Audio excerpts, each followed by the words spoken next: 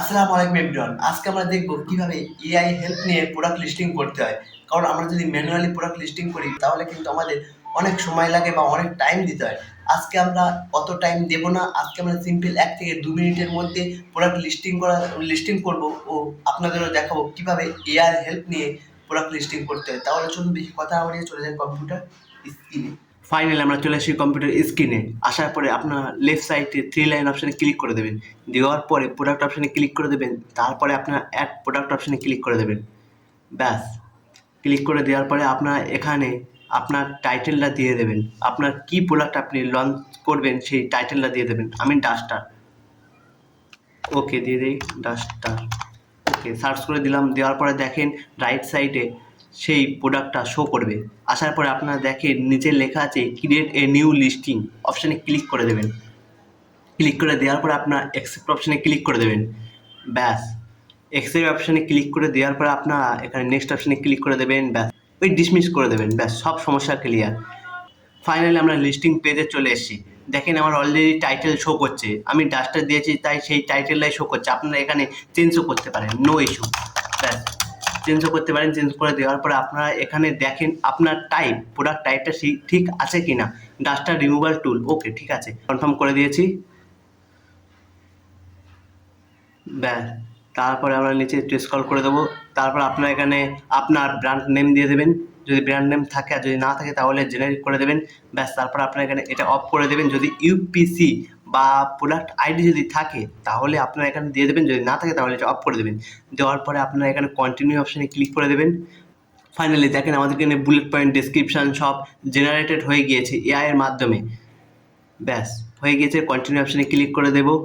দেখেন এইগুলো আমাদের কমপ্লিট হয়ে গিয়েছে। দেখেন যেসব বাকি ছিল ম্যানুফ্যাকচারার, মডেল নাম্বার, এইসব আপনারা চেঞ্জ করতে পারেন। যদি মনে হয় এটা ভুল আছে তাহলে আপনারা চেঞ্জ করবেন। যদি বলে ঠিক আছে তাহলে আপনারা ওরমভাবেই রেখে দেবেন।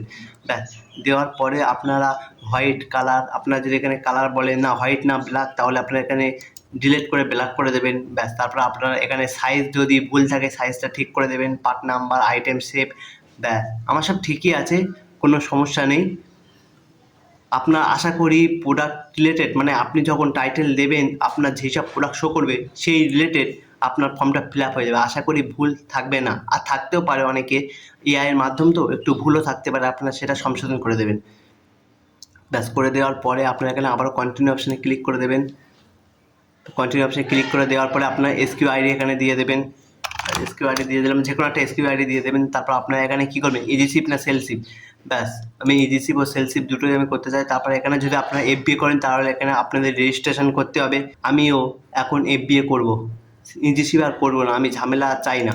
ওই জন্য আপনারা এখানে কোয়ান্টিটি দিয়ে দেবেন। ব্যাস, 23 কোয়ান্টিটি। ওকে, ইওর প্রাইস, তোমার বিক্রি প্রাইস কত এখানে দিয়ে দেবেন। আমি ওই 200 দিয়ে দিলাম। দেওয়ার পর আপনারা এমআরপি, ঠিক আছে, আপনার এখানে এমআরপি দিয়ে দেবেন, মানে আপনার সেলিং প্রাইস থেকে 2-3 ডবল যেন হয় আপনার এমআরপি। ওকে 999, ওকে একটা কেটে দেই।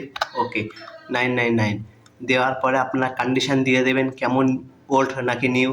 দেওয়ার পরে আইটেম প্যাকেজ লেন্থ কতটা এখানে সেটা দিয়ে দেবেন। দেওয়ার পরে ইউনিট দিয়ে দেবেন। দেওয়ার পরে তারপর আপনারা এখানে সব কিছু ঠিকঠাক থাকলে কন্টিনিউ অপশানে ক্লিক করে দেবেন।